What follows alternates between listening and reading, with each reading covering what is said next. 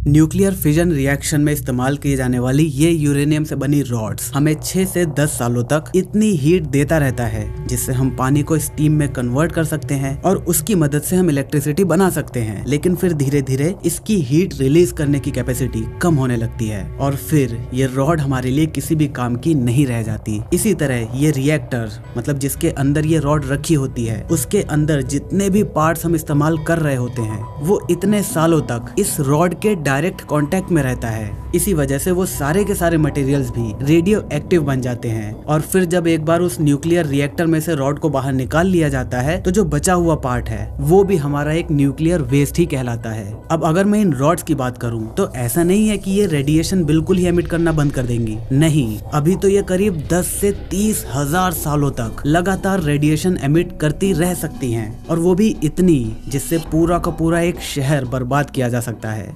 लेकिन अब क्योंकि ये इतनी हीट जनरेट नहीं कर पाएगी जिसकी वजह से पावर प्लांट को चलाया जा सके, इसी वजह से अब ये हमारे किसी भी काम की नहीं रह जाती और ये हमारे लिए एक न्यूक्लियर वेस्ट बन जाती है। तो अब इन सारी चीजों का किया जा सकता है, सिंपल है, इन्हें किसी ऐसी जगह रख दो जहाँ कोई भी इंसान इसके साथ कोई भी छेड़छाड़ ना कर सके और फ्यूचर में भी कोई इसे ना छेड़ पाए। लेकिन जैसा कि मैंने आपको बताया कि ये 30,000 साल तक भी एनर्जी रिलीज करते रहेंगे, तो इसी वजह से अभी हमारे पास इस न्यूक्लियर वेस्ट को ठिकाने लगाने का कोई भी परमानेंट सॉल्यूशन नहीं है, क्योंकि जितनी भी न्यूक्लियर वेस्ट स्टोरेज सिस्टम आज हमारे पास मौजूद हैं, वो सब के सब एक टेम्पररी सॉल्यूशन ही हैं, क्योंकि उन सभी को ह्यूमन मॉनिटरिंग की जरूरत पड़ती है। ज्यादातर यूरेनियम वेस्ट या फिर ये जो रॉड्स रिएक्टर्स में से निकाली जाती हैं, उसे सबसे पहले पावर प्लांट के अंदर ही ऐसे पानी के पूल्स के अंदर सबमर्ज करके रखा जाता है, क्योंकि पानी रेडिएशन को उसमें से बाहर नहीं निकलने देता। लेकिन वो रॉड्स अभी भी रेडियो एक्टिव हैं, वो अभी भी पानी को गर्म कर सकती हैं, उसे बॉईल कर सकती हैं और अगर पानी बॉईल होकर उड़ गया और ये रॉड्स डायरेक्टली एटमॉस्फेयर के कांटेक्ट में आ गई तो चारों तरफ सिर्फ मौत ही मौत होगी। इसीलिए इस पूल के पानी को लगातार ठंडा करके रखा जाता है। इस पूल का कूलिंग सिस्टम कभी भी खराब ना हो पाए या फिर किसी भी वजह से अगर इसकी पावर चली जाती है तो बैकअप पावर को जल्दी से जल्दी चालू किया जा सके, इसीलिए इस पूरे एरिया को लगातार इंसानों की निगरानी में रखा जाता है। और ऐसा ही कुछ हुआ था जापान के फुकुशिमा न्यूक्लियर पावर प्लांट के एक्सीडेंट में। उसमें इस पूल का जो कूलिंग सिस्टम है वो किसी वजह से खराब हो गया और उसकी वजह से उसमें भरा हुआ पानी बॉईल होकर उड़ने लगा और यूरेनियम का कुछ हिस्सा डायरेक्ट एटमॉस्फेयर के कांटेक्ट में आ गया और उसने पूरे इलाके को खतरे में डाल दिया। हालांकि वहां मौजूद एम्प्लॉइज ने तुरंत एक्शन लेते हुए कूलिंग सिस्टम को दोबारा से स्टार्ट किया और जब तक पानी इतना कम हो जाता जिससे रेडिएशन बहुत ज्यादा लीक हो जाती, इससे पहले ही कूलिंग सिस्टम को ठीक करके उसमें वापस से पानी भर दिया गया। इस घटना में बहुत सारे लोगों की जान तो नहीं गई जैसा कि चेरनोबिल के केस में हुआ था, लेकिन फिर भी इस घटना को न्यूक्लियर हिस्ट्री का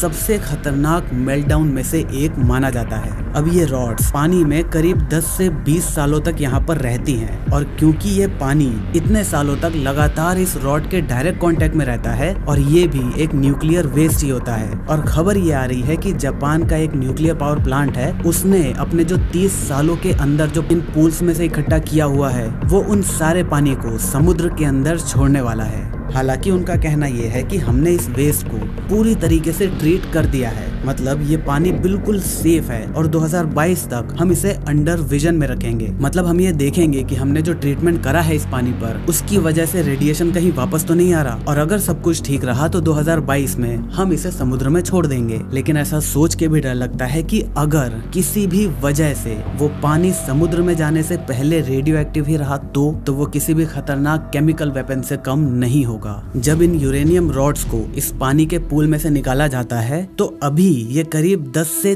30 हजार सालों तक रेडियो एक्टिव रह सकते हैं, इसीलिए इसे कंक्रीट और स्टील के बने हुए ऐसे कॉलम्स के अंदर चुनवा दिया जाता है। लेकिन ये सॉल्यूशन भी एक परमानेंट सॉल्यूशन नहीं है, क्योंकि हमें इसे कहीं तो स्टोर करके रखना पड़ेगा ना, और जहाँ पर भी हम इसे स्टोर करके रखेंगे उस जगह को हमें 24/7 हमेशा निगरानी में रखना पड़ेगा। टाइम टू टाइम इसकी सरफेस का टेम्परेचर चेक किया जाता है ताकि ये कंफर्म रखा जा सके कि हाँ कहीं से कुछ क्रैक वगैरह तो नहीं है या फिर ये कॉलम कहीं से रेडिएशन लीक तो नहीं कर रहा और इन केस कोई सुनामी या फिर कोई अर्थक्वेक वगैरह आ जाता है और इसमें से अगर कोई भी कॉलम किसी भी वजह से क्रैक या फिर डैमेज हो जाता है और अगर उस सिचुएशन को संभालने के लिए कोई भी वहां पर अवेलेबल नहीं रहता और वो यूरेनियम डायरेक्ट एटमॉस्फेयर के कांटेक्ट में आ जाता है तो आप सोच भी नहीं सकते कितनी तबाही हो सकती है। अब हालांकि ये जो कंटेनर्स होते हैं जिसके अंदर हमारा न्यूक्लियर वेस्ट रखा जाता है उसकी टेस्टिंग बहुत ही खतरनाक लेवल पर करी जाती है। मतलब इन बॉक्सेस को ट्रेन के सामने रखा जाता है और ट्रेन इससे टकराती है और अगर ये बॉक्स टूट जाता है तो ये टेस्ट में फेल हो जाता है और हम इस बॉक्स का इस्तेमाल न्यूक्लियर वेस्ट को इकट्ठा करने में नहीं करेंगे। तो अब हाँ, जो मटेरियल यूज होता है इस न्यूक्लियर वेस्ट को स्टोर करने में वो बहुत ही खतरनाक लेवल का हार्ड होता है, लेकिन फिर भी जो नेचर की ताकत है उसके सामने तो कोई भी टिक नहीं सकता।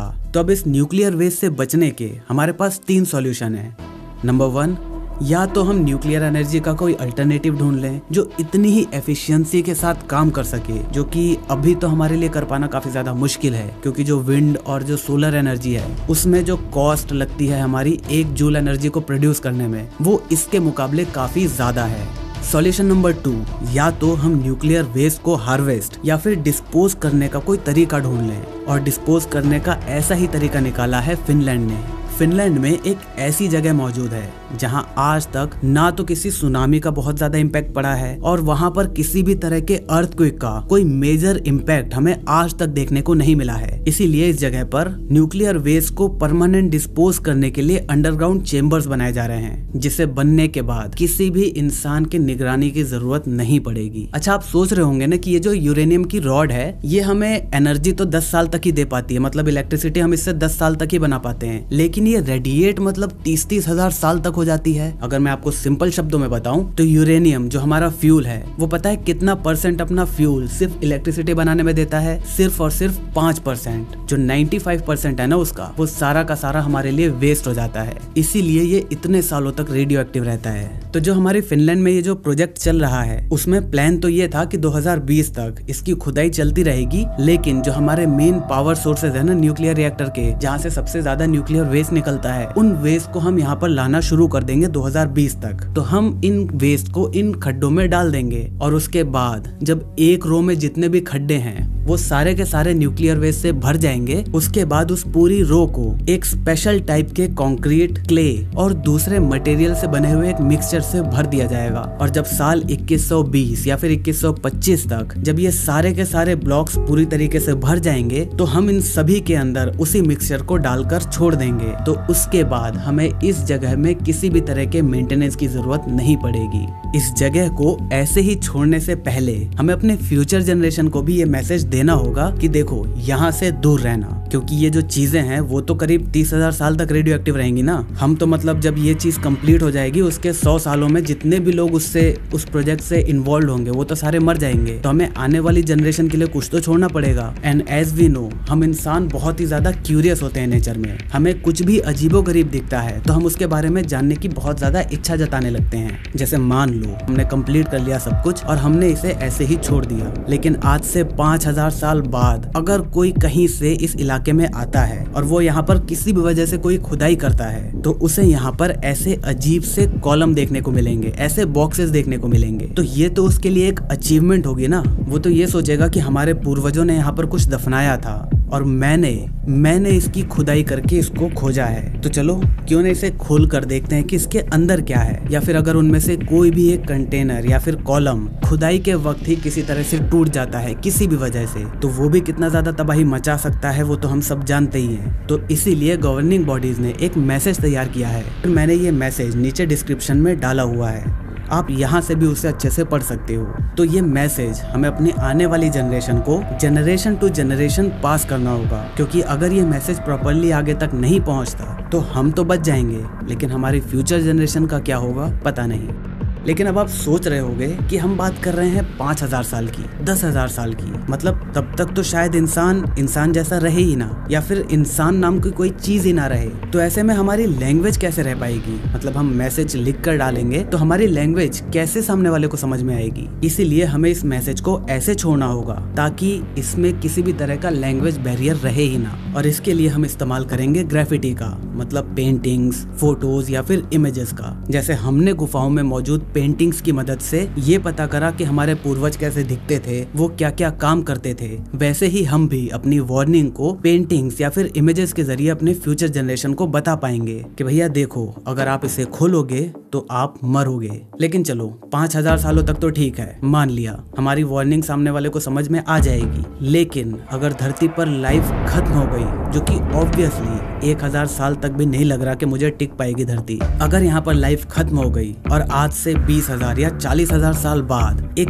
कंप्लीटली दूसरी स्पीशीज इस धरती पर आती है और उन्हें ये बिल्कुल भी आइडिया नहीं है कि इस प्लेनेट पर कैसी चीजें रहती थी, वो कैसी दिखती थी, उन्हें यही नहीं पता होता कि भाई मरने का मतलब क्या होता है, तो उनके लिए तो इन ग्राफिकल मैसेज को समझ पाना भी काफी ज्यादा मुश्किल होगा। वेल, साइंटिस्ट के पास इसका कोई भी सॉल्यूशन मौजूद नहीं है। लेकिन अगर हम सिर्फ अपने बारे में सोचें तो किसी का सजेशन ये भी है कि इस इलाके के बारे में किसी को भी बताओ ही मत। ना ही इंटरनेट पर इस जगह की कोई लोकेशन होगी, ना ही किसी फाइल्स के अंदर इसका कोई रास्ता होगा। ये जगह पूरी दुनिया के मैप से गायब कर दी जाए ताकि कोई कभी इस इलाके के बारे में जान ही ना पाए। और इंफ्रास्ट्रक्चर के पॉइंट ऑफ व्यू से अगर देखा जाए, मतलब कि फ्यूचर में कोई ऐसा प्रोजेक्ट, कोई बड़ा प्रोजेक्ट यहाँ पर बनाया जाएगा, तो ये जगह ऐसी जगह पर मौजूद है जो आने वाले कई सालों तक, मतलब 1000-2000 सालों तक इस जगह पर किसी भी तरह का इंफ्रास्ट्रक्चर करना कोई भी सेंस नहीं बनाता, क्योंकि यहाँ पर ना तो आसपास कोई नेचुरल रिसोर्सेज हैं, ना ही आसपास कुछ ऐसी चीज है जो यहाँ पर अगर हम बनाए तो उसका हम फायदा उठा सकें। तो इसीलिए आइडिया ये है कि अगर हम इस जगह के बारे में किसी को बताएंगे नहीं